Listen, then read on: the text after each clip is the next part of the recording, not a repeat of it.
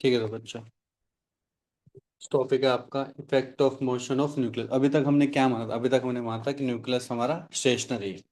ठीक है, वो मूव नहीं कर रहा, उसके चारों ओर कौन मूव कर रहा है बच्चों? इलेक्ट्रॉन्स रिवॉल्व कर रहे हैं। ठीक है, हमने स्टडी किया था जिसमें बच्चों हमने माना था ये सारे केस तब थे जब न्यूक्लियस हमारा किस में था बच्चों? रेस्ट पे था।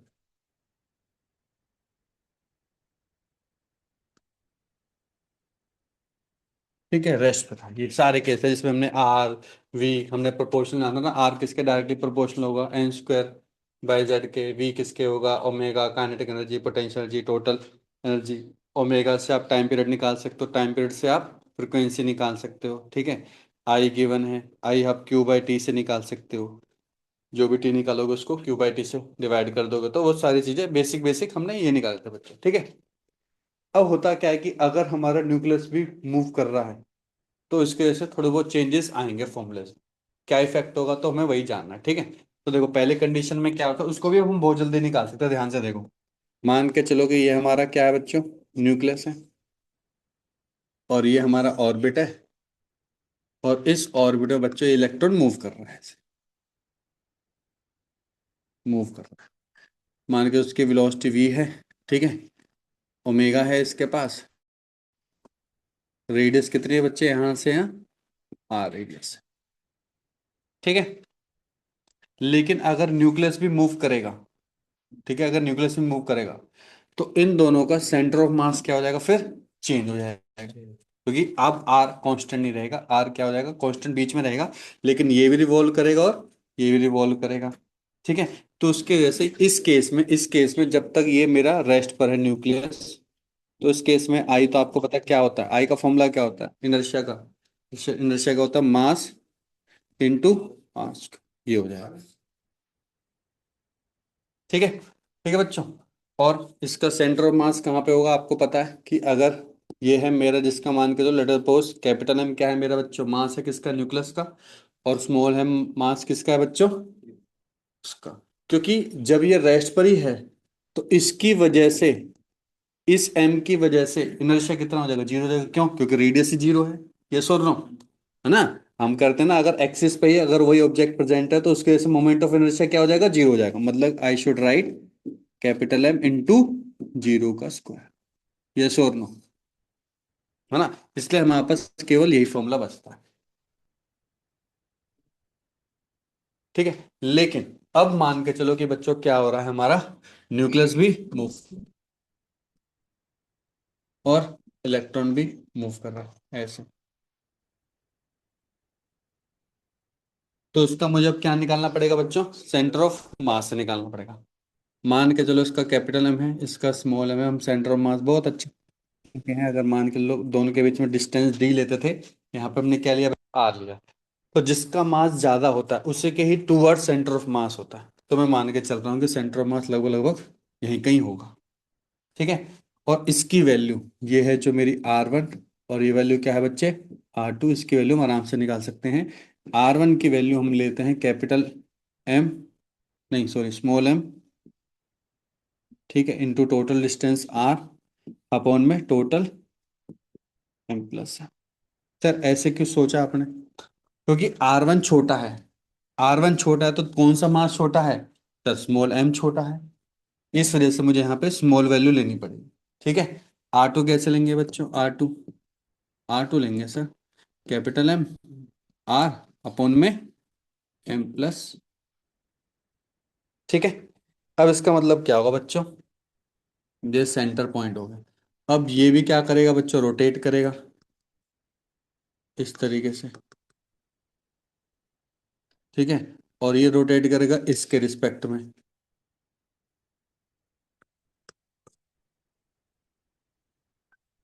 ठीक है, तो इसकी वजह से बच्चों जो टोटल मोमेंट ऑफ इनर्शिया वो थोड़ा चेंज हो जाएगा। अब क्या होगा बच्चों बताओ?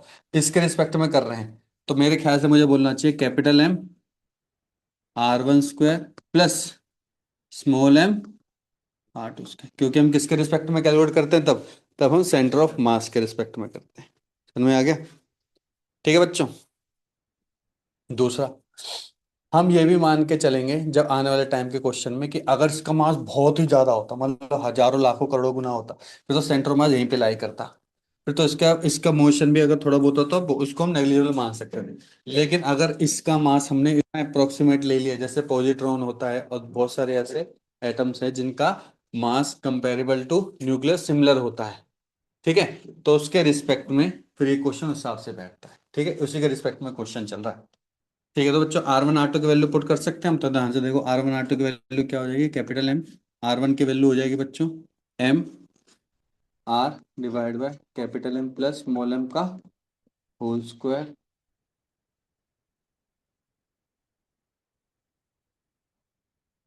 इसका भी होल स्क्वायर।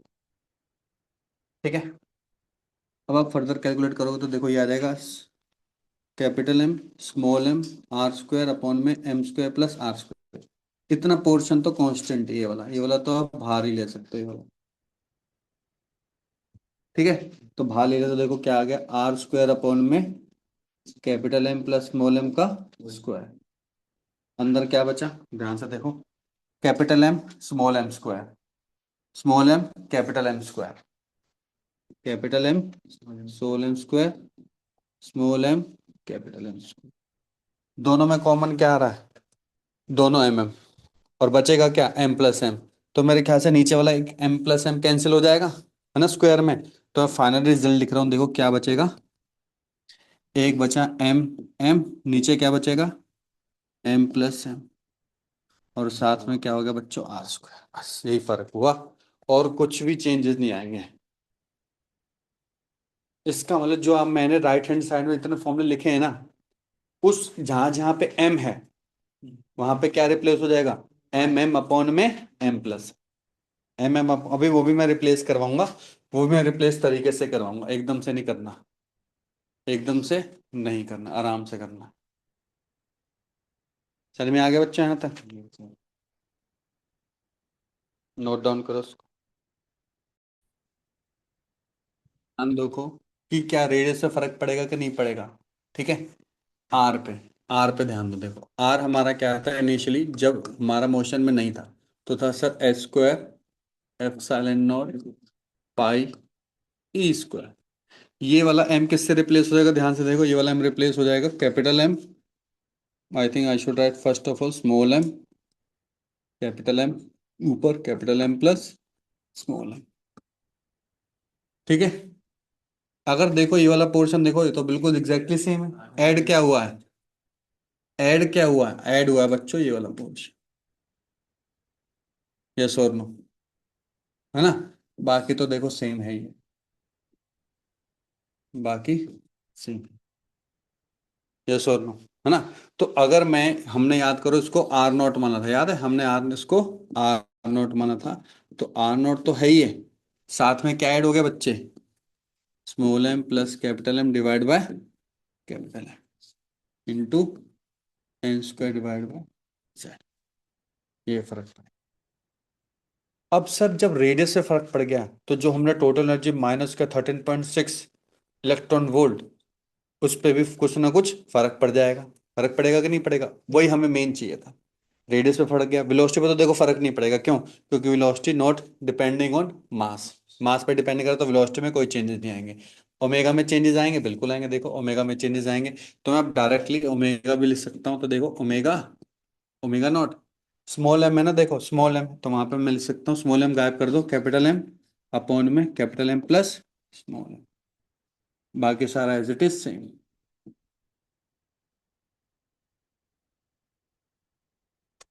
ठीक है,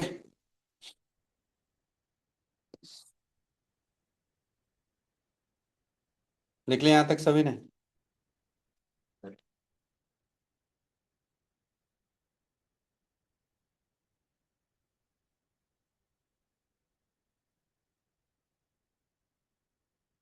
ऐसे बच्चों अगर मैं टोटल एनर्जी निकालने की कोशिश करूं,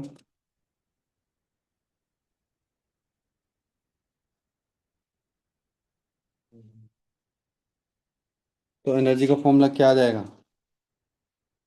देख एनर्जी का आ जाएगा माइनस के 13.6 इलेक्ट्रॉन वोल्ट।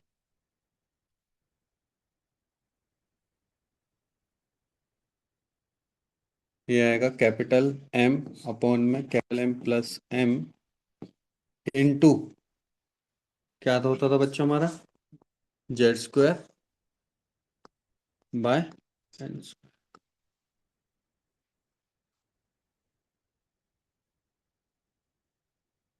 ठीक है, देखो नीचे वाले में देखो मैंने क्या किया, यहाँ पे कैपिटल एम है ना, स्मॉल एम है, वो स्मॉल एम अंदर ले गया कैलकुलेशन करने के लिए, बाकी क्या बचा, कैपिटल एम अपॉन में एम प्लस। ये है आपके लिए मेन फॉर्मूला। कब यूज करना बच्चे ये वाला फॉर्मूला, जब न्यूक्लियस की जगह ऐसा कोई मास दे रखा है जो कि nearby mass of electron है, nearby mass of electron है, उसके आसपास दे रखा। ठीक है। ठीक है, तो ये क्वेश्चन कर लें एक, इससे रिलेटेड लिखो।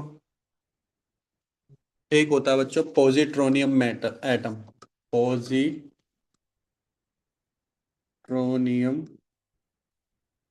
एटम।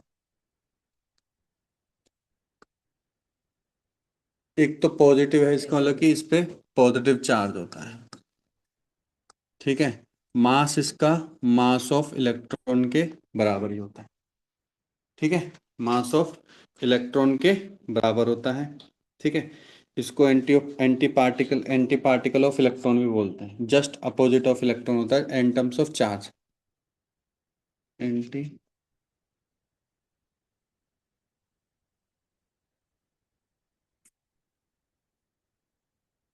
और इसमें जो वो होता है नंबर ऑफ प्रोटॉन, वन के बराबर है।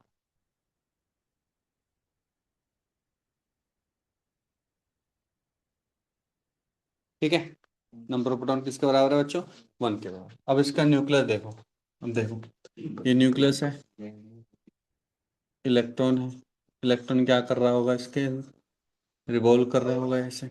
ठीक है, मान के चलो रेडियस क्या है बच्चे इसकी, आर रेडियस, आर रेडियस है, जेड ई होगा इसके टोटल नंबर ऑफ प्रोटॉन, क्योंकि यहाँ पे वन है तो कितना हो जाएगा बच्चे, प्लस ही रहेगा, क्योंकि जेड की वैल्यू क्या है, वन, इस वजह से ये भी इलेक्ट्रॉन ही है।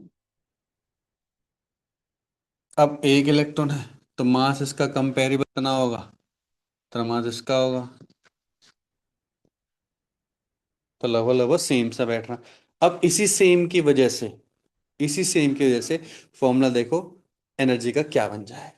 ठीक है, एनर्जी का या रेडियस का फॉर्मूला क्या बन जाएगा। ठीक है, एनर्जी का देखो फॉर्मूला क्या निकालता बच्चों हमने, एनर्जी का फॉर्मूला देखो, एनर्जी का क्या निकालता है ये, माइनस के 13.6 इलेक्ट्रॉन वोल्ट, इसमें था बच्चों एम अपॉन में m plus small m into z square upon में एन स्क्वायर। यहाँ पे दोनों एम एम बराबर हैं तो ये 1/2 हो जाएगा। 13.6 का 1/2 कितना होता है, 6.8, है ना, electron volt Z square upon में N square. That means positron में अगर मुझे इलेक्ट्रॉन को एक्साइट करना है टू नेक्स्ट हायर लेवल, कितनी एनर्जी की जरूरत पड़ेगी, ओनली 6.8 इलेक्ट्रॉन वोल्ट एनर्जी की जरूरत पड़ेगी। सर में आ गया अच्छे से, क्लियर है यहाँ तक।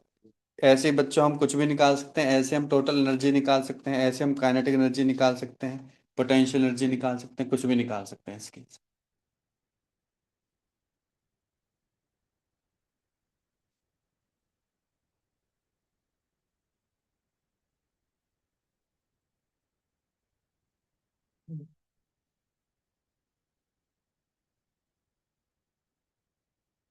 रेडियाई का अगर फॉर्मूला याद हो पहले वाले केस में, जब था 0.529 आर्मस्ट्रॉन्ग था, लेकिन उसमें साथ में अब क्या अटैच हो जाएगा बच्चों, m plus m divide by capital M, किसके बराबर था मेरे ख्याल से एन स्क्वायर बाय जेड के बराबर होता है ना।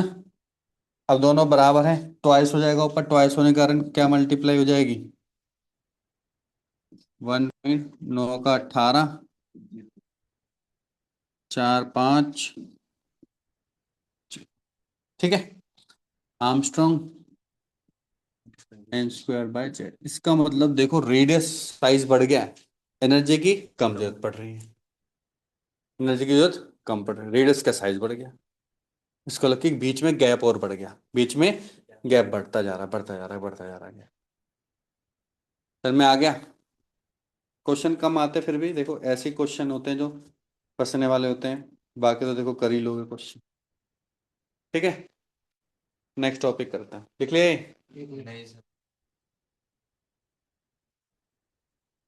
अब एनर्जी इलेक्ट्रॉन को कहाँ से मिलती है, हमने पहला देखा था, या तो हम अलग से एक्सटर्नल पोटेंशियल प्रोवाइड कर दें, या फिर लाइट इंसिडेंट कर दे फोटोन। तीसरा क्या हो सकता है, एटम का कोलिजन। एटम का कोलिजन याद करो कहाँ से, थोड़ा बहुत अगर याद आ रहा हो तो हमने एक अवलांचे ब्रेकडाउन पढ़ा था। अवलांचे ब्रेकडाउन में हमने देखा था कि डिप्लीशन रेट बहुत ज़्यादा हाई होती है। हाई होने से क्या होता है, साथ साथ जो पी और एन टाइम में इलेक्ट्रॉन थे उनकी स्पीड बहुत ज़्यादा बढ़ जाती है। जब वो हाई स्पीड से उस डिप्लीशन विड्थ के अंदर जाते थे, मैंने बोला था वो डिप्लीशन विड्थ में जाके कोवलेंट बॉन्ड को ब्रेक कर देगा। ब्रेक करने के बाद वो अपनी कुछ एनर्जी किसको दे देगा, जो उस कोवलेंट बॉन्ड में इलेक्ट्रॉन था जब वो आपने तोड़ दिया, उस इलेक्ट्रॉन को अपनी एनर्जी दे देगा कुछ। और दोनों इलेक्ट्रॉन अब अपनी अपनी एनर्जी से, खुद मेरी रिड्यूस हो गई, उसकी बढ़ गई, लेकिन अभी भी हमारे पास स्टिल इतनी एनर्जी है कि हम क्या कर सकते हैं, मोशन में रह सकते हैं। अब एक से कितने जनरेट हो गए इलेक्ट्रॉन, दो। फिर दो दो फर्दर कोवलेंट बॉन्ड को तोड़ेंगे, कितने इलेक्ट्रॉन जोड़ जाएंगे, चार। अब वो काइनेटिक एनर्जी सब में डिवाइड हो गई। ठीक है, ऐसे इसका मतलब कि क्या हुआ कि जब कोई भी इलेक्ट्रॉन, अगर वो उसके पास एनर्जी है, काइनेटिक एनर्जी है, क्या वही इलेक्ट्रॉन अपनी एनर्जी दूसरे जो इलेक्ट्रॉन स्टेशनरी है या मोशन में भी है, क्या उसको ट्रांसफर कर सकता है कि नहीं कर सकता, कर सकता है, हमने देखा है, हमने पढ़ा है, कर सकता है।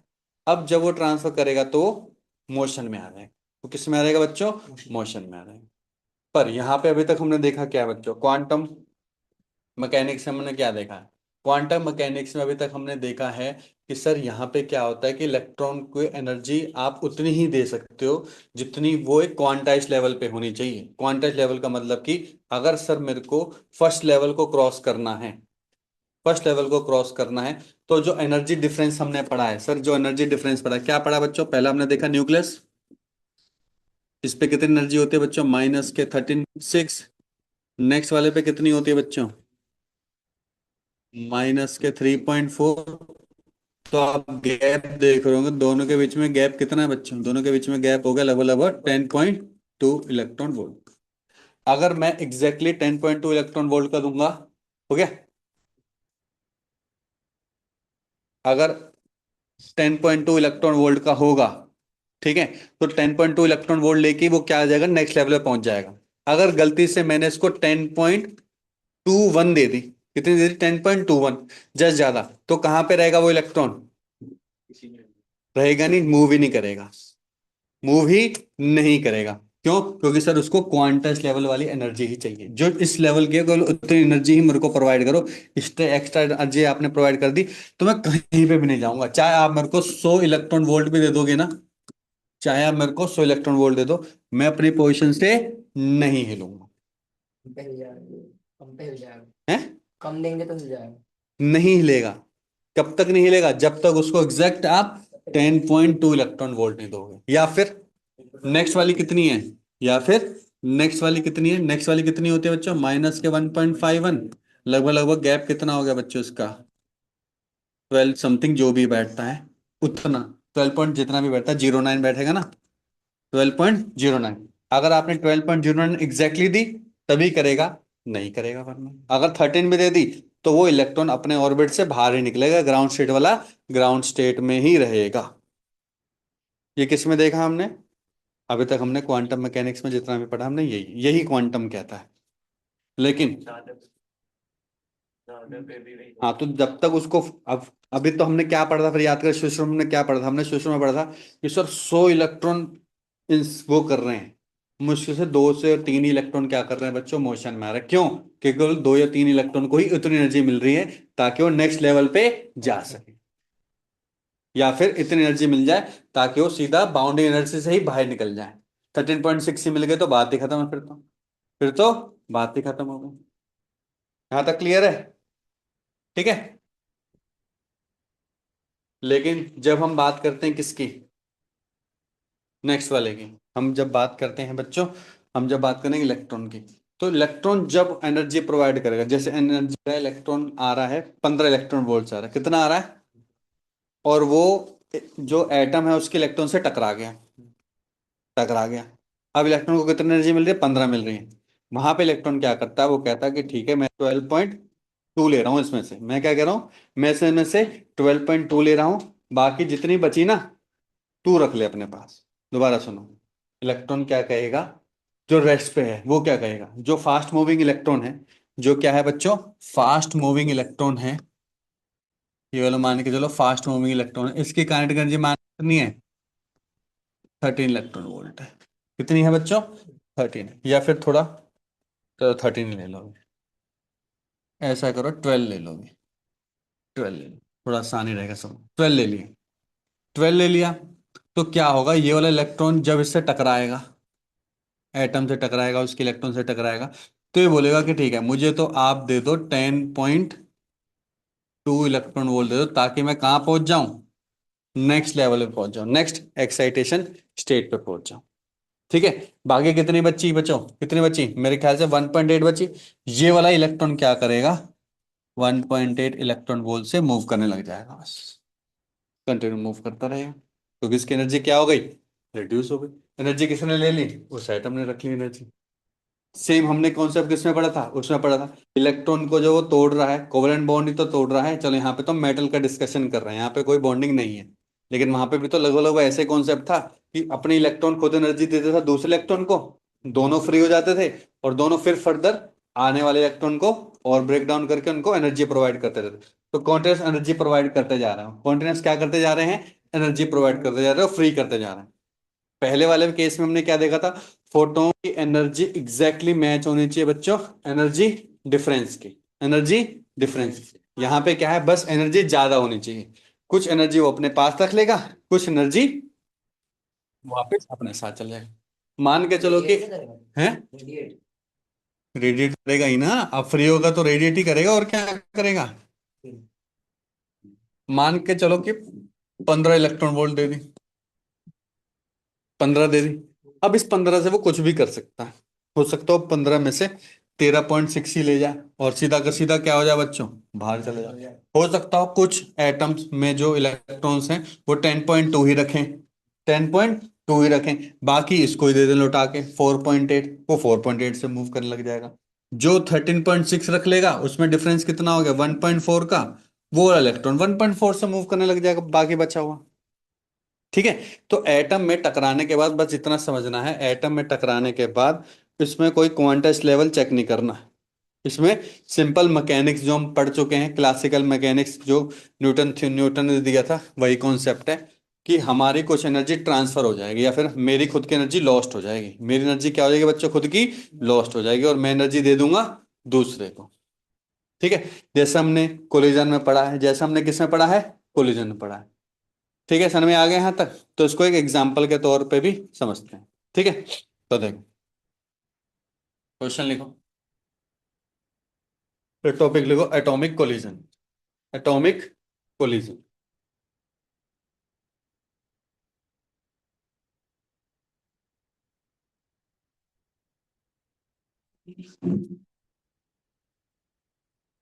देखो, when and fast moving electron,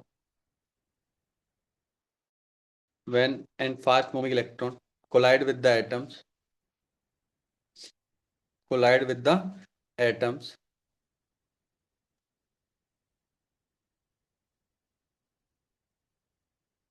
energy is transferred from,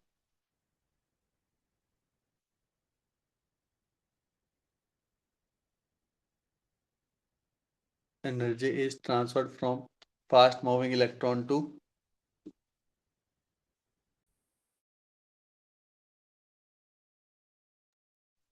fast moving electron to the atom,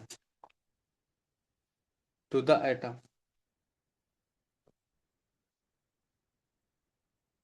and the electron in the atom can move to next state,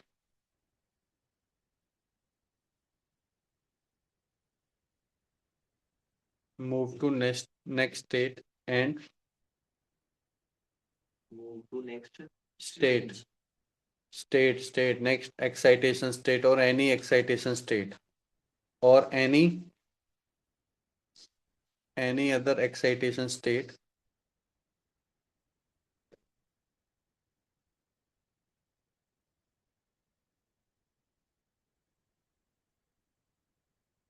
and thus and speed of fast moving electron will be reduced and speed of fast moving electron will be reduced.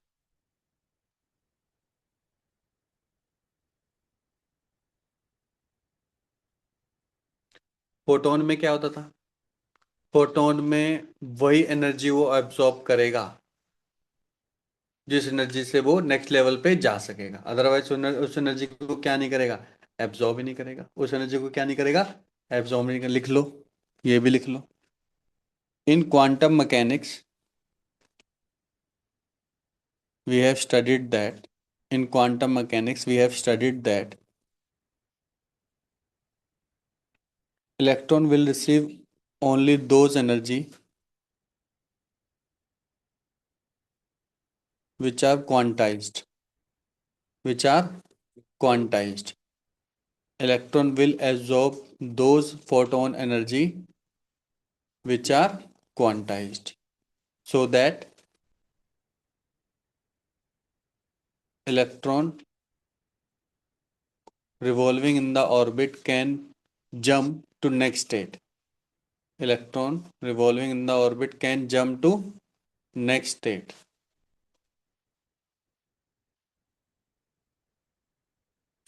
केवल quantize होना चाहिए। अब तो clear हो गया अच्छे से। Quantize किसमें होगा? क्वांटम मैकेनिक्स में। क्लासिक मैकेनिक्स में तो सिंपल है, अपनी एनर्जी चुपचाप दूसरों को ट्रांसफर कर दे। किसमें भी एनर्जी डिफरेंस है ना। मैं तो कहूँ 100 दे दे, 100 दे दिया। हो सकता हो 100 में से वो 13.6 रख ले और अपना सीधा बाहर आ जाए, और बाकी खुद इलेक्ट्रॉन कुछ एनर्जी और लेके मूव भी करने लग जाए। हो ये भी सकता है कि वो केवल 10.2 ही ले, केवल नेक्स्ट स्टेट पे चला जाए, बाकी दूसरे के पास। कितनी निकाल सकते हैं? ये नहीं निकाल सकते हम। तो एनालाइज किया उन्होंने कि कैसे कैसे इलेक्ट्रॉन जंप कर सकता है। हाँ, ये चीज कर सकते हैं कि जब हम दोनों को एनालाइज करें तो हम ये बता सकते हैं कि जो एटम कोई टकरा रहा है, एटम दूसरे एटम से टकरा या फिर इलेक्ट्रॉन दूसरे इलेक्ट्रॉन से टकरा रहा है जो ऑर्बिट में मूव कर रहा है, उनके बीच में कैसा कोलिजन है। कोलिजन आप 3 टाइप के पढ़ चुके, कौन कौन से? Elastic collision, perfect in elastic collision या फिर इन इलास्टिक कोलिजन। 3 टाइप के कोलिजन पढ़ चुके हैं। हम ये पता लगा सकते हैं, पर दोनों को एनालाइज करना पड़ेगा हमें। दोनों को क्या करना पड़ेगा? एनालाइज। अगर आपको थोड़ा बहुत याद हो तो मैं एक बार रिवाइज करवाता हूँ। कोलिजन कोलिजन होते हैं 3 टाइप के। पहला हमने देखा था इलास्टिक कोलिजन, जिसको हम बोलते हैं perfect elastic collision. Perfect elastic collision में हमने ई की वैल्यू क्या होती है? ई की वैल्यू क्या होती है? 1 होती है। पक्का? चलो, तो ए की वैल्यू 1 है, इसका मतलब कि there is no loss of energy. याद है हमने क्या बोला था वहां पे? इनिशियल काइनेटिक एनर्जी किसके बराबर होती है बच्चों? फाइनल काइनेटिक एनर्जी के बराबर। दोनों ही एटम के मिला। ठीक है। In elastic, perfect in elastic में हमने देखा था क्या, कि कोई एटम दूसरा रेस्ट पर है, एक मूविंग कर रहा है, जैसे उससे टकराता है तो दोनों के दोनों सेम ही स्पीड से एक साथ स्टिक होके मूव करते हैं। उसी को हमने क्या बोला था बच्चों? परफेक्टली इन इलास्टिक कोलिजन बोला था। इन दोनों के ही बीच का होता है इलास्टिक कोलिजन। तो हो सकता है वो मूव करे, हो सकता है वो ना मूव करे, तो वहां पे तो दोनों ही केस में बच्चों क्या होगी? एनर्जी लॉस्ट होगी ही होगी। समझ में आ गया? क्लियर है? हाँ। तो वही केस हम करने वाले हैं अब इसके केस में। ठीक है, तो एक क्वेश्चन लेके करते हैं। लिखो, लिखो भाई। कोलिजन बिटवीन एटम्स और collision between atom and neutron. Collision between atoms और collision between atoms and neutrons. तो मान के चलो, देखो, एक न्यूट्रॉन है जिसका मास है m। ये इलेक्ट्रॉन है जिसका मास है m। ये रेस्ट पर है, ये मोशन कर रहा है, इनिशियल वेलोसिटी मान के चलो इसकी u है। ठीक है। यू इससे टकराता है। तो हमने कोलिजन कॉन्सेप्ट पढ़ा हुआ ना, तो वही कोलिजन कॉन्सेप्ट पढ़ते हैं। टकराने से पहले जो इनिशियल काइनेटिक, सॉरी, मोमेंटम क्या होगा बच्चों, इसका मोमेंटम, इनिशियल मोमेंटम क्या होगा। सर इसका इनिशियल मोमेंटम, इसका तो जीरो होगा, रेस्ट पर है। इसका कितना होगा बच्चों, एम इंटू यू हो जाएगा। फाइनल मोमेंटम क्या होगा, अगर मैं मान के चल रहा हूं परफेक्टली इन इलास्टिक, मान के चल रहा हूं बच्चों, उस केस में क्या हो जाएगा आपको पता है, दोनों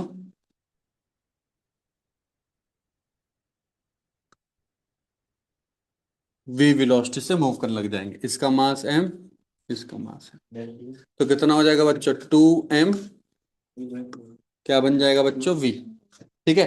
आपको पता है क्योंकि यहाँ पे कोई एक्सटर्नल फोर्स, ठीक है, तो इस वजह से बच्चों क्या हो जाएगा, हमारी मोमेंटम कंजर्व रहेगा।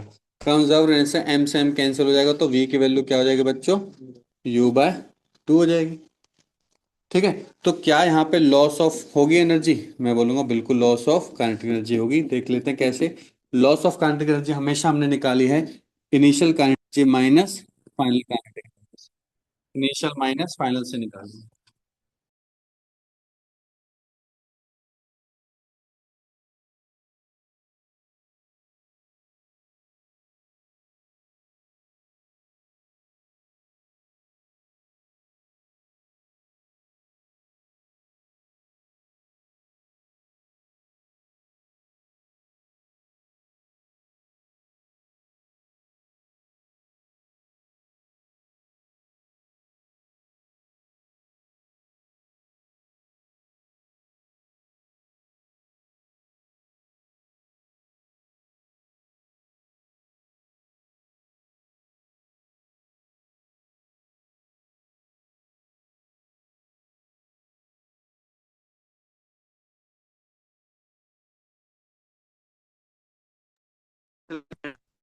होता है हाफ मास एम है, कौन मूव कर रहा था, केवल यही मूव कर रहा था, क्या हो जाएगा बच्चे, यू स्क्वायर। ठीक है। ये क्या हो जाएगा, हाफ मास एम, वी की वैल्यू कितनी है बच्चे, u/2 का स्क्वायर। u/2 का स्क्वायर करेंगे तो u² बाय 4 हो जाएगी। ये है यू स्क्वायर में से u² बाय 4 करेंगे तो कितना बचेगा बच्चे, 1/2 3/4 mu², तो कितना बचा, 3/8 mu²। या फिर मुझे बोलना चाहिए कि जो लॉस हुआ वो कितना हुआ, 3/4 ऑफ k।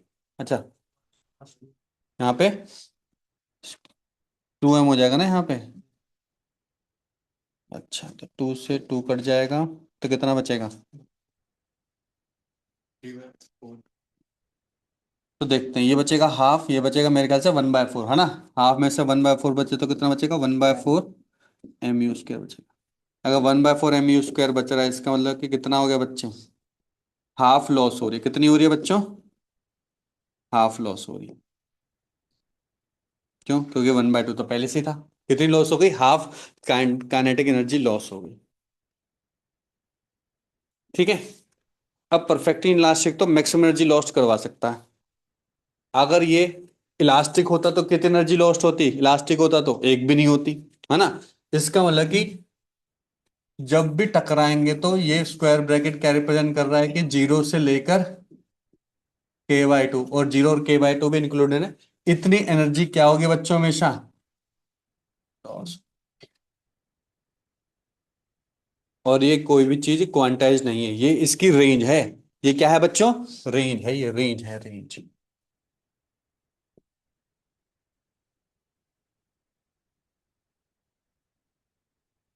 क्लियर है यहाँ पर।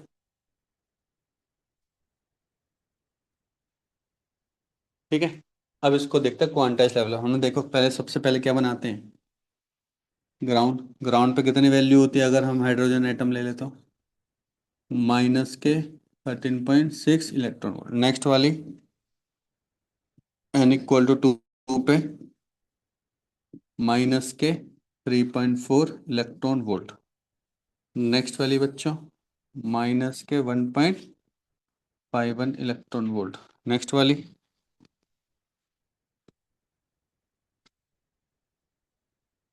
नेक्स्ट वाली -0.5 इलेक्ट्रॉन, ये है। ठीक है, मैं मान के चल रहा हूँ, ध्यान से सुनो, मैं मान के चल रहा हूँ कि कोई एटम इलेक्ट्रॉन आया, कितनी एनर्जी से, 10 इलेक्ट्रॉन वोल्ट से आया, 10 इलेक्ट्रॉन वोल्ट से आया, 10 इलेक्ट्रॉन वोल्ट से। तो क्या होगा, समझा भाई क्या होगा। अब मैं समझा चुका हूँ, ये क्वांटाइज लेवल पे हम स्टडी कर रहे हैं। तो 10 इलेक्ट्रॉन वोल्ट से आया कोई, बाहर से इलेक्ट्रॉन आया और ऑर्बिट से, सॉरी इलेक्ट्रॉन एटम से टकरा गया, तो क्या होगा, क्वांटाइज में हमने क्या पढ़ रखा है, इलेक्ट्रॉन एक्साइट ही नहीं होगा। जो ग्राउंड लेवल पर है इलेक्ट्रॉन वो एक्साइट ही नहीं होगा, क्यों, क्योंकि सर मिनिमम एक्साइटेशन के लिए इस इलेक्ट्रॉन को एक्साइट करने के लिए सर मुझे एनर्जी कितनी चाहिए, सर मुझे एनर्जी चाहिए यहां से लेकर यहां तक कितनी बच्चे, 10.2 इलेक्ट्रॉन वोल्ट चाहिए। सर 10 ही है, मैं तो स्टेशनरी हूं, मैं तो स्टेशनरी पॉइंट पे ही रहूंगा, क्योंकि एनर्जी जो मेरे को मिल रही है वो क्वांटाइज फॉर्म में नहीं है, क्वांटाइज लेवल पे एनर्जी नहीं है। समझ में आ गया। तो इन दोनों का तो कोई लॉस ही नहीं हो रहा है यहाँ पे, कुछ लॉस ही नहीं हो रहा है। ठीक है बच्चों, कुछ भी लॉस नहीं होगा। ठीक है, मैंने दिया कितना बच्चों, मान के चलो, कितना दिया है इसको, 11 दिया, 11। 11 पे क्या होगा, 11 पे क्या होगा, 11 पे, 11 पे, क्योंकि बाहर से आ रहा है, बाहर से आ रहा है ये, फोटोन नहीं है, क्या है ये, फास्ट मूविंग इलेक्ट्रॉन है। कहाँ पे पहुंच जाएगा, 2 पे पहुंच जाएगा, कितना पहुंच जाएगा बच्चे, 2 पे पहुंच जाएगा। अगर ये 2 पे पहुंच गया, मतलब ये वाला इलेक्ट्रॉन कहाँ पहुंच गया, अब यहाँ पे कितनी बची एनर्जी, 10.2, और 10 से कहेंगे तो ये टकरा के यहाँ पे कितनी बची इसके पास, 0.8 इलेक्ट्रॉन वोल्ट। कितनी लॉस हो गई इसमें, 10.2 इलेक्ट्रॉन लॉस हो गई। कितनी लॉस हो गई बच्चे, 10.2 इलेक्ट्रॉन वोल्ट लॉस हो गई बच्चे। ठीक है, इसका मतलब कि पहले तो मैं इसके क्वांटाइज लेवल निकाल भी लेता हूँ, देखो क्या क्या है, या तो जीरो लॉस होगी या तो मूव ही नहीं करे, जैसे तूने बोला सर 10.2 इलेक्ट्रॉन वोल्ट, बल्कि मेरे को इसको स्क्वायर ब्रैकेट में नहीं, किस में लिखना चाहिए, सारे सैंपल स्पेस को किस में लिखते हैं बच्चे, करली ब्रैकेट में, है ना। नेक्स्ट लेवल क्या होगा बच्चे, लगभग लगभग कितना, 12.09 electron volt and so on, ऐसे इस तरीके से ही रहेगा। ठीक है बच्चों, इस एनर्जी से क्या होनी चाहिए, मैच होनी चाहिए। अगर इन दोनों की एनर्जी इस एनर्जी से क्या हो जाती है, मैच कर जाती है, तब तो ठीक है, तब वही केवल क्या हो जाएगा, इलास्टिक और इनलास्टिक, तब हम बता पाएंगे। जीरो तो हमेशा रहेगा ही रहेगा, क्यों, सर कितनी भी एनर्जी हो, एनर्जी क्या होगी, जीरो भी स्टेट में रह सकते, हो सकता है उस एनर्जी को वो रिसीव ही ना करे, नहीं करना चाहता वो रिसीव, तो उस एनर्जी को रिसीव नहीं करेगा तो क्या हो जाएगा बच्चों, करेगा ही नहीं। तो जैसे कि शुरू में मैंने केस लिया था, कितना लिया था, 10 इलेक्ट्रॉन वोल्ट लिया था, ठीक है। यहाँ पे पहले वाले जो हमने फर्स्ट केस हमने क्लासिक मैकेनिक्स में हमने पढ़ा था, 10 के हिसाब से कितनी लॉस ऑफ एनर्जी हो गई, सर 0 से 5 तक की होगी, देखो ऊपर रेंज लिख रखी है मैंने, लॉस कितनी है, 0 से k/2, के एनर्जी आपने अगर 10 इलेक्ट्रॉन वोल्ट दी है, तो 10/2 कितना हो गया, 5। मतलब कि क्लासिक मैकेनिक्स के हिसाब से, ध्यान सुन लो, क्लासिक मैकेनिकल के हिसाब से 0 से लेकर 5 तक की कोई सी भी range, even including 0 and 5, energy loss कर सकता है, कुछ भी कर सकता है इनके बीच। लेकिन अभी तक हमने देखा कि जब हमने उसको 10 दी तो तूने बोला कि वो n = 1 स्टेट पे, मतलब कि ग्राउंड स्टेट में ही रहेगा, क्योंकि इतनी एनर्जी उसको मिली ही नहीं है ताकि वो नेक्स्ट लेवल पे जा सके। इसका मतलब कि अगर मैं दोनों को कंपेयर करूं तो कौन सी कोलिजन है इसके अंदर, तो समझ के बताना आप, 10 इलेक्ट्रॉन वोल्ट पे कौन सी कोलिजन है, इलास्टिक, क्यों, क्योंकि एनर्जी लॉस क्या है यहाँ पे, जीरो हो, वो भी जीरो दिखाएगा और ये भी जीरो दिखाएगा, तो तुक्के बाहर है।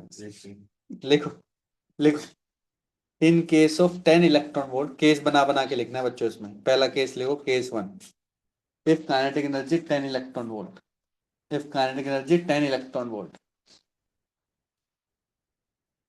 In case of classic mechanics, in case of classic mechanics, energy loss can be in the range of 0 to 5 electron volt. In case of classic mechanics, energy loss will be in the range of 0 to 5 electron volt. But from classic mechanics, energy loss should be quantized. Energy loss should be quantized. बिल्कुल quantum number के हिसाब से होगी। ठीक है। Since लिखो, इसी में लिखो, since 10 electron volt is less than, since 10 electron volt is less than 10.2 electron volt, since 10 electron is less than 10.2 electron volt, so electron will not be excited by fast moving electron. Electron in the orbit, electron in the orbit will not be excited by fast moving electron.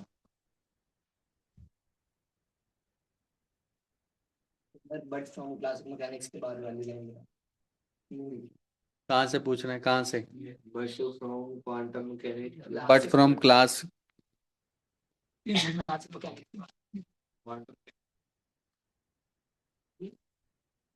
The law should be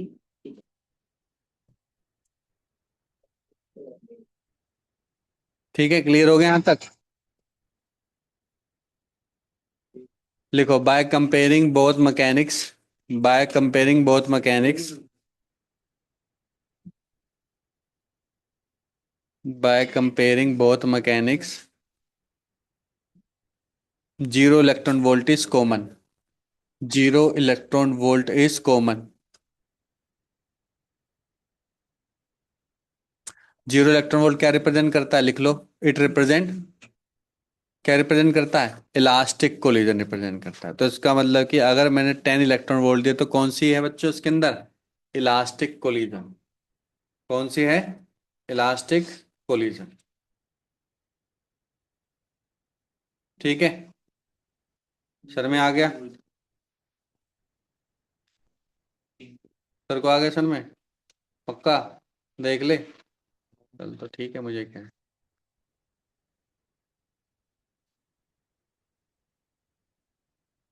next करें? गुरु जी आपकी आ गया हो तो next कर लें? चलो तो next लिखो। हम्म,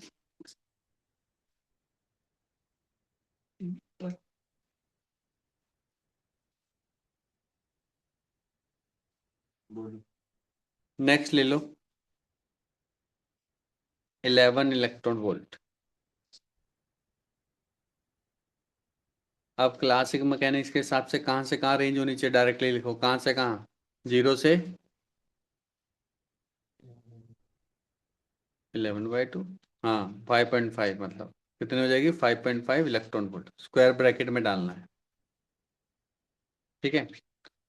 और इसकी एनर्जी कितनी लॉस होगी? या तो 0 होगी या तो फिर कितनी होगी? 10.2। लिख लो, या तो 0 होगी या तो फिर 10.2 होगी।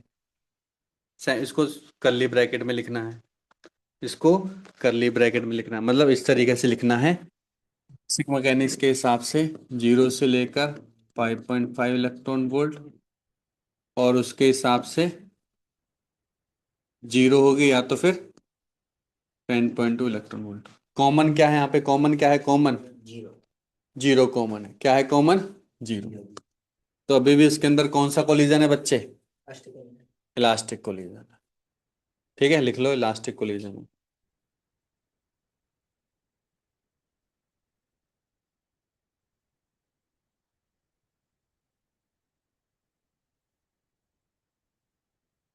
नेक्स्ट लिखो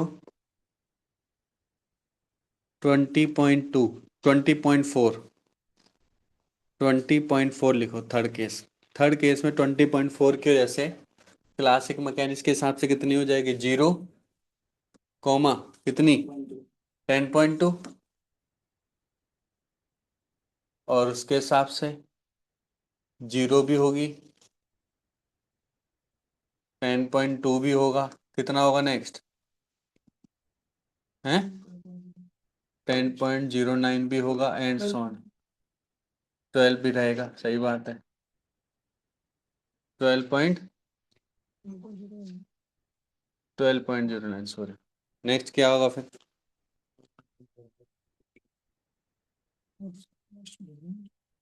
जो भी रहेगा ये रहेगा। आगे बढ़ने का वैसे भी फायदा नहीं, क्योंकि 10.2 तो मैक्सिमम ही है ना। तो इसमें देखो क्या क्या वैल्यू मैच कर रही है। हायर लिमिट और लोअर लिमिट मैच कर रही है। हायर लिमिट और, इसका मतलब क्या? ध्यान से देखो, इसका मतलब क्या है? सर इसका मतलब ये, या तो ये परफेक्टली इन इलास्टिक है या फिर परफेक्टली इलास्टिक है। इस केस में क्या है? परफेक्टली इलास्टिक है। इस केस में परफेक्टली इन इलास्टिक है। कुछ भी हो सकता है, होगा परफेक्टली ही।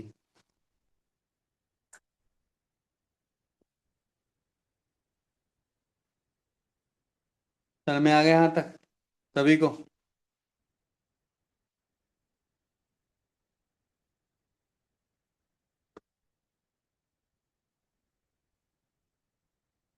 अब कितनी दे दें?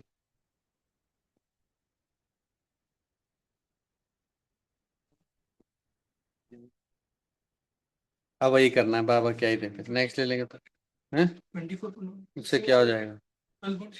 सभी 10.02 ही रहेगा, तब भी क्या फायदा। अगर देना है तो ले। 12.09 का डबल क्या हो गया? 24.18। तो भाई 24.18 दो। लिखो 24.18। 24.18 एनर्जी दिया। जैसे ही मैंने 24.18 दिया तो क्या से कहाँ हो गया बच्चे? जीरो। 24.18, 12.09। इसके क्या क्या बने? या तो जीरो हो सकता है, या 10.2 भी हो सकता है, या 12.09 हो सकता है। आंसर। कितने एनर्जी लेवल मैच कर रहे हैं तो बता, कितने एनर्जी लेवल मैच कर रहे हैं? दो। तीन कैसे? इसमें तो पूरी है। ये भी पिटेगा। तो ये भी मैच कर रहा है, ये भी मैच कर रहा है, इवन ये इसकी रेंज के बीच में भी आ रहा है।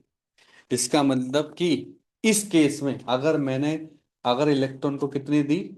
24.0 इलेक्ट्रॉन वोल्ट दे, 24.008 नहीं, कितनी, 18 इलेक्ट्रॉन वोल्ट दी, तो वो इन इलास्टिक कोलिजन भी हो सकता है, परफेक्टली इन इलास्टिक भी हो सकता है, और परफेक्टली इलास्टिक कोलिजन भी हो सकता है। कुछ भी हो सकता है, कुछ भी हो सकता है, नहीं हो सकता? हो सकता है। पहले वाले केस में क्या रहेगा? पहले वाले केस में क्या रहेगा? इलास्टिक। दूसरे वाले, लास्ट वाले केस में परफेक्टली इन इलास्टिक। और दूसरे वाले केस में इन इलास्टिक। समझ में आ गया बच्चों? यही चीज समझानी थी। ठीक है।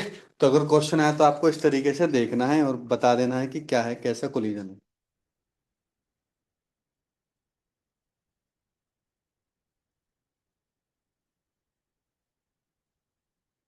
करें आगे? चलो, एक क्वेश्चन लिखो। Hypothetical models. ऐसे क्वेश्चन आते हैं बच्चों, एडवांस में तो आते ही आते हैं, जेई मेन भी आने लग गए हैं। हाइपोथेटिकल मॉडल में क्या बोल रहा है बच्चों? मान के चलो कि पोटेंशियल एनर्जी बोल रखी है, और जो पोटेंशियल एनर्जी है, ध्यान सुनो, जो पोटेंशियल एनर्जी का हमने फॉर्मूला पढ़ रखा है। फॉर्मूला क्या होता है बच्चों पोटेंशियल एनर्जी का? हमने देखा था पोटेंशियल एनर्जी का था बच्चों फॉर्मूला -के जेड ई अपॉन में आर। ये हमने देखा है, ठीक है। जिसमें हमने देखा है कि जो पोटेंशियल एनर्जी है वो इन्वर्सली प्रोपोर्शनल है बच्चों, किसके? आर के इन्वर्सली प्रोपोर्शनल। ये तो हमने एग्जैक्ट मॉडल हमने पढ़ रखा है इस टाइप का। पर अगर एग्जैक्ट मॉडल नहीं आता है, एग्जैक्ट मॉडल, हाइपोथेटिकल मॉडल आता है। हाइपोथेटिकल मॉडल इस तरीके से कि U directly proportional to R square है। U directly proportional to R square दे दिया उसने, हाइपोथेटिकल मॉडल है। तो उसके हिसाब से मुझे बताओ, रेडियस, वेलोसिटी, ओमेगा, फ्रीक्वेंसी, जितने भी सारे पैरामीटर हैं, उस पे क्या क्या इफेक्ट आएगा। समझ में आ गया? कोई भी एक आ सकता है, हम तो फिर सारे ही निकालेंगे, हम तो भाई सारे ही निकालेंगे। समझ में आ गया कॉन्सेप्ट? तो लिखो, लिखो बच्चों, हाइपोथेटिकल मॉडल लिखो। हाइपोथेटिकल जिसमें लिखो, क्वेश्चन के टर्म में लिखो,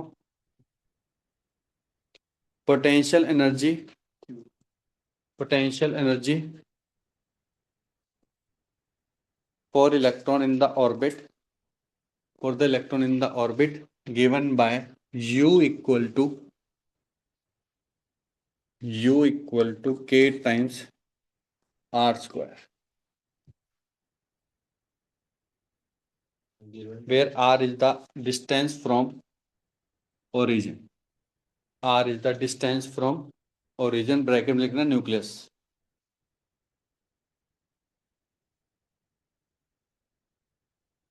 if m is the mass of particle, if m is the mass of particle performing circular motion, performing circular motion, and if m be the mass of particle performing circular motion, मुझे लिखना चाहिए uniform circular motion, uniform circular motion, performing uniform circular motion and follows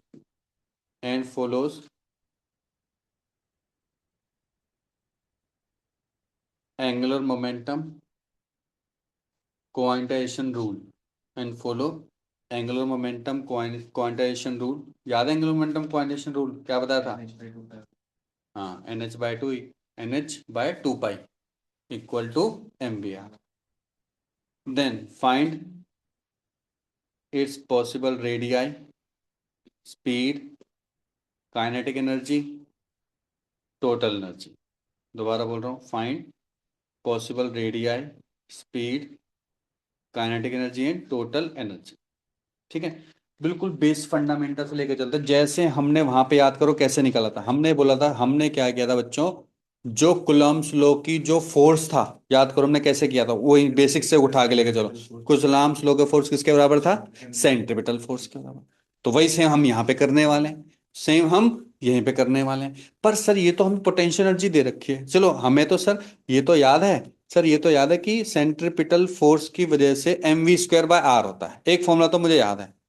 पर sir ये तो Coulomb's law को तो कुछ ऐसा बताया नहीं है ना, कुछ बताया ओरिजिन पे क्या है, कुछ है, कुछ नहीं बताया। पर यहाँ पे पोटेंशियल एनर्जी का दिखा रखा है। याद करो हमने वर्क एनर्जी पावर में फोर्स और पोटेंशियल एनर्जी के बीच में रिलेशन पढ़ा था, कुछ इंटीग्रेशन डिफरेंशिएशन का कुछ रिलेशन होता है, याद आ रहा हो तो थोड़ा बहुत ना। नहीं इसका हाँ हाँ, डिफरेंशिएशन करते हैं। फोर्स क्या होता है? हाँ, फोर्स होता है बच्चे माइनस के du/dr, यही फोर्स बस निकालना था। और इसको किससे कंपेयर करना है? किससे कंपेयर करना है इसको? mv²/r से करके सारी वैल्यू निकाल देंगे, बस काम खत्म। छोटा सा क्वेश्चन था, कॉन्सेप्ट यही था बस। समझ में आया कि नहीं आया? कॉन्सेप्ट यही है। करो डिफरेंस, माइनस के 2kr आ गया। माइनस क्या रिप्रेजेंट कर रहा है? माइनस ये रिप्रेजेंट, याद करो पोटेंशियल एनर्जी कब बढ़ती है सर? पोटेंशियल एनर्जी बढ़ती है जब अगेंस्ट द फोर्स हम ऊपर की तरफ जाते हैं। याद है, mgh बढ़ रहा है, बढ़ रहा है ना, अगेंस्ट द फोर्स जा रहे हैं, और फोर्स नीचे की तरफ होता है। बस नेगेटिव क्या रिप्रेजेंट कर रहा है? It is opposite of potential energy. Magnitude wise तो सेम है, यस और नो, है ना। इसका मतलब कि ये अगर ओरिजिन है और कोई पार्टिकल चारों ओर चक्कर लगा रहा है, तो इस पे अगर ये आर रेडियस पर है, तो इस पे लगने वाला फोर्स क्या हो जाएगा बच्चों? इस पे सर लगने वाला फोर्स के, सॉरी 2kr। और यही 2kr किसके बराबर होगा? सर यही होगा, क्योंकि सर ये रिवॉल्व भी कर रहा है बोला है आपने, और यूनिफॉर्म सर्कुलर मोशन भी बोला है। तो ये तो मुझे गारंटी है कि इस पे वेलोसिटी क्या होगी, मान के चलो सर, इस पे ओमेगा क्या होगा? Angular velocity. और यही 2kr किसके बराबर हो जाएगा बच्चों? mv²/r के बराबर। अब तो सर मेरे को ख्याल से मुझे अब कुछ करने की जरूरत नहीं है, क्योंकि सेकंड इक्वेशन तो आपने खुद बोल दी है कि सेकंड इक्वेशन किसको फॉलो कर रही है? मोमेंटम क्वांटाइजेशन रूल को फॉलो कर रही है। तो इसका मतलब कि 2kr will be equals to mv²/r। एक इक्वेशन ये है, और दूसरी इक्वेशन क्या थी बच्चों? m मास बोल रखा है, v उसकी वेलोसिटी, r रेडियस, v और r के बीच में साइन थीटा, जो कि पहले से ही क्या है 90 डिग्री है, वो लिखनी उतनी, और that will be quantize to h/2। मेरे ख्याल से इसके बाद तो आपको पता हमने क्या किया था इसके बाद हमने कोई भी एक पैरामीटर को लिया था वी या आर को, और हमने दूसरे में डाल के वी और आर के टर्म में निकाल दिया था। सुन लो, पहले ये निकालना है। तो जब आप वी निकाल लो और आर निकालो, ध्यान सुन लो, जो करना है भी आपको अभी करके दिखाओगे। वी और आर के वैल्यू, आर के निकाल दी, खत्म करो, वी की निकालोगे। वी से हमें क्या मिल जाएगा? Kinetic energy half M we square मिल जाएगा। वी से हमें एंगुलर वेलोसिटी भी निकल जाएगा, क्यों? क्योंकि वी इक्वल टू क्या होता है? R omega. और टोटल एनर्जी और काइनेटिक एनर्जी का भी एक रिलेशन होता है, पढ़ रखा है ना हमने?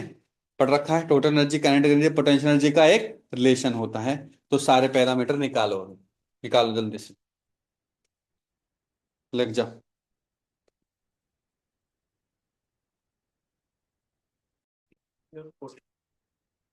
हाँ भाई, निकाला बच्चों? इधर सुनो, निकाल लिया? क्या निकाला रिलेशन? तू तो खाली है, तूने कुछ नहीं किया, क्यों? हाँ भाई, तूने निकाला, दिखा। तू भी दिखा, क्या क्या निकला?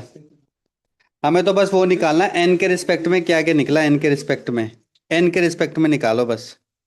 करेक्ट है। तो आपका जो रेडियस आ रहा होगा, रेडियस आएगा बच्चे, वो आ रहा होगा R directly proportional to under root N. N आ रहा, चेक करो एक बार, है ना? तू क्यों बोल रहा है? तू क्यों बोल रहा है? गधे बच्चे नहीं बोलते। ठीक है बच्चों, आर की वैल्यू आ गई directly proportional to n. Potential energy, sorry velocity किसके आएगी बच्चों? वेलोसिटी भी डायरेक्टली प्रोपोर्शनल टू एन ही आ रही होगी, चेक करो। थर्ड केस, काइनेटिक एनर्जी किसके आ रही है प्रोपोर्शनल? करेक्ट, एन के आ रही है। और पोटेंशियल एनर्जी किसके आएगी, वो भी।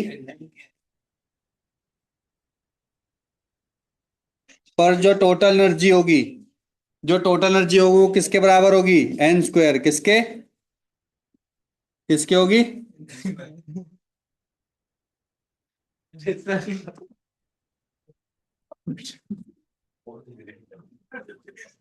ऐसे मारता हूँ, फालतू नहीं बोलते।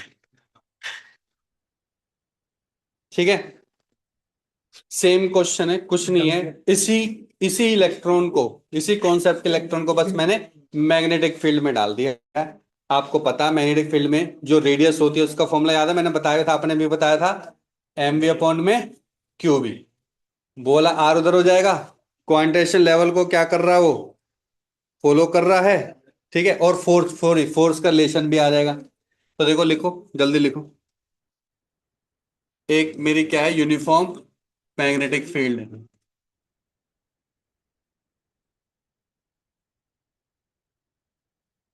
ठीक है, इस यूनिफॉर्म मैग्नेटिक फील्ड में मैंने उस एटम को ले आया हूं।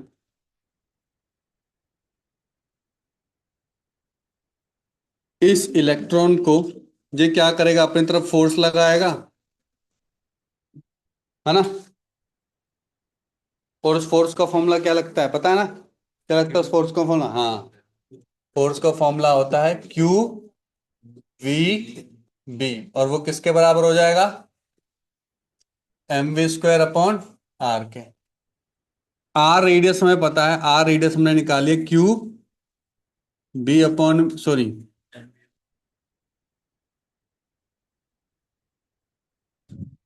एम वी अपॉन में क्यू।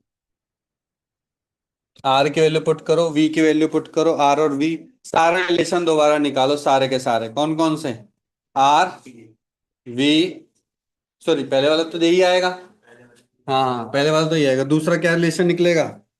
दूसरा तो कोई क्वांटाइजेशन लेवल है ना, m v r. M v r equal to n h upon में 2 पाई। इन दो इक्वेशन को यूज करो और जल्दी से मेरे को r v, kinetic energy, total energy और पोटेंशियल एनर्जी, सभी का रिलेशन निकालो इनके साथ, जल्दी करो। एन के साथ जल्दी रिलेशन निकालो। अब अगर नहीं निकालो तो पिटेगा, ध्यान रखियो। अब तेरे को बता दिया कैसे करना था, अब अगर तूने मजाक किया। हाँ भाई, इसके क्या क्या वैल्यू आ रही है? आर किसके प्रोपोर्शनल है? हैं? रूट एन के, किसमें? रूट एन, तू मत बोल भाई, तू समझदार है। इसका बताओ, इसका आर है, एन है, काइनेटिक एनर्जी क्या हो जाएगा? N n. ठीक है, क्लियर है सभी को?